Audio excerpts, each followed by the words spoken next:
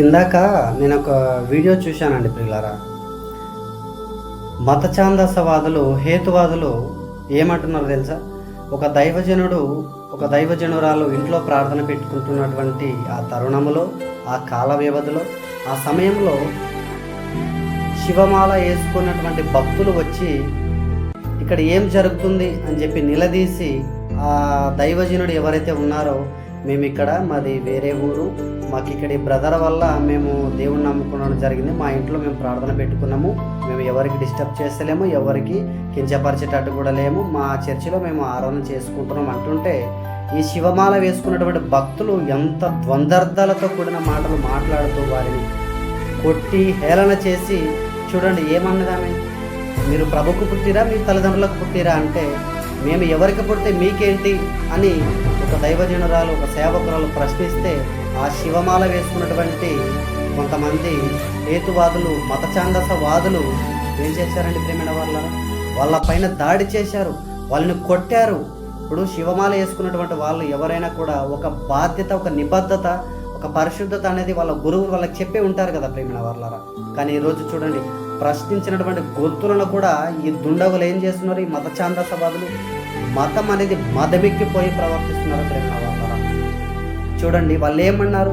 దైవజనుడు ఏం చెప్పాడు? చాలా సాత్వికంతో, హేతువడుగు ప్రతి వానికి సాత్వికంతో ప్రేమగా సమాధానం చెప్పారు. వాళ్ళు, మేము ఎవరికి ఇబ్బంది పరిచేటట్టు లేము, మేము మా చర్చిలో మేము ఆరాధన చేసుకుంటూ జరుపుకుంటూ ఉంటుండగానే మీరు ప్రభుకు పుట్టిరా లేకపోతే తల్లిదండ్రులకు పుట్టిరా అని వాళ్ళకి ఎందుకు ప్రేమైన వాళ్ళ అంత అడగడం అవసరమా?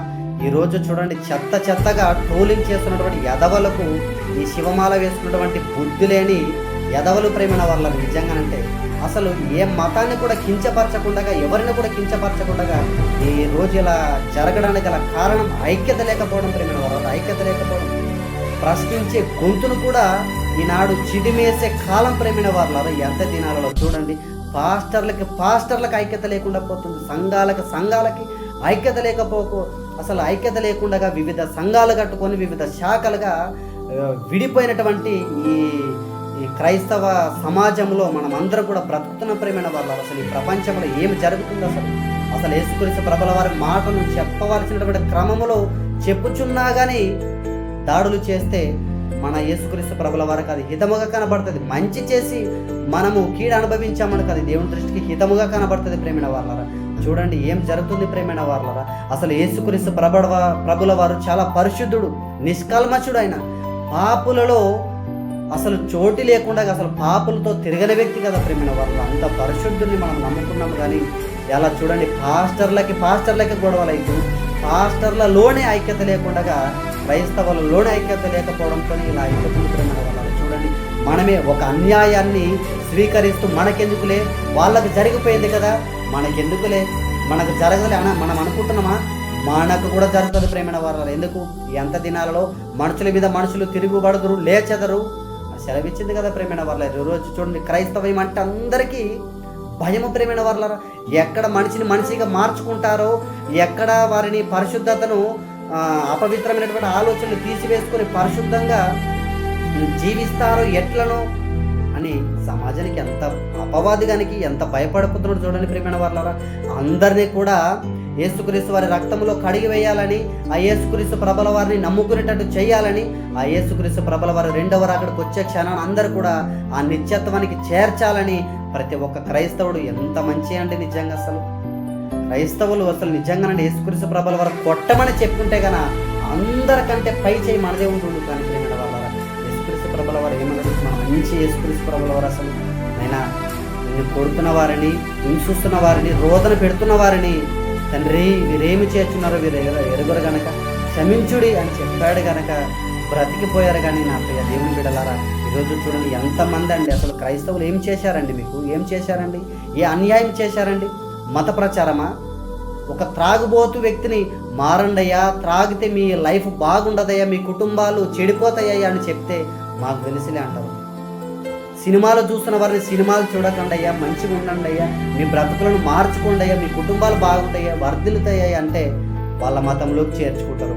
మతం మతము నిజంగానండి, ప్రవీణ్ పగడాల గారు అంటారు కదా, మతము నిజంగానండి మనిషిని చంపేస్తుందండి ప్రేమైన వాళ్ళ. నిజంగా కుళ్ళు కుతంత్రాలు, కులము, వాడు ఆ కులం అంట, వీడు ఈ కులం అంట అని ఎంతమంది కొట్టుకొని చచ్చిపోతున్నారండి.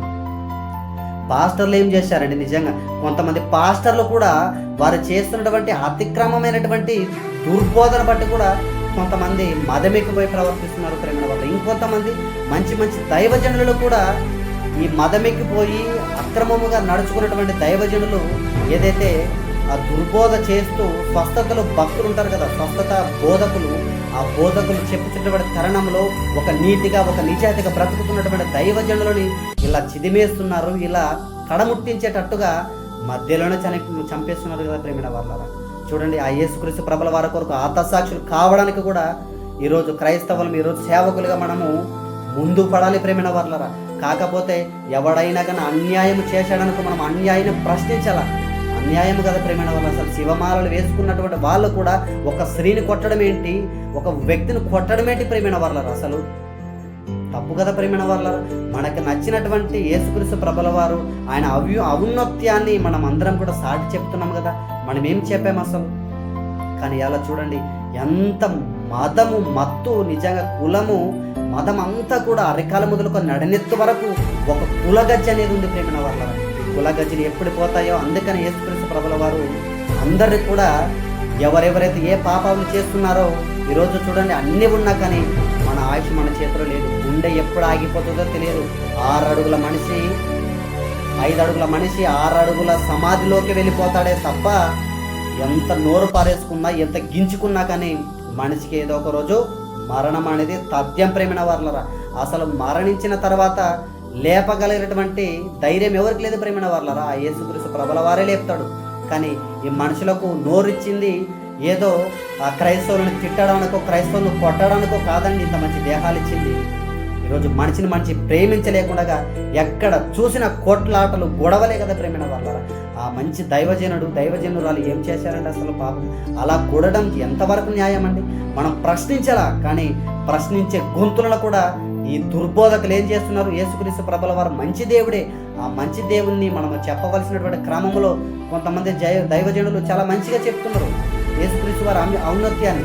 ఇంకొంతమంది దుర్బోధకులు, స్వస్థత భక్తులు దేవుని నామాన్ని అన్యజనుల మధ్య దూషింపబడే విధంగా చేస్తున్నారు. కనుకనే ఇలా అందరూ కూడా క్రైస్తవులు అంటే పిచ్చోళ్ళు కదని చెప్పేసి మన మీదనే పడుతుంటారు ప్రేమిన వాళ్ళ అందరూ కూడా. అందుకనే ఏమి జరిగినా మనము అన్యాయాన్ని ప్రశ్నించాల ప్రేమిన వాళ్ళరా.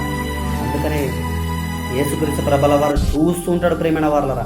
ఆ చూస్తున్నటువంటి క్రమంలో ఎవరితో పెట్టుకున్న దేవునితో పెట్టుకుంది ప్రేమిన వాళ్ళరా. దేవుడు ఎప్పటిని ఎవడిని ఎలా చిదిమయ్యాలో, ఎప్పుడు ఎవరిని నోరు ఆపాలో, వాని గొంతు మూసయ్యాలో ఆ యేసుక్రీస్తు ప్రభుల వారికి చాలా తెలుసు అండి ప్రేమిన వాళ్ళరా.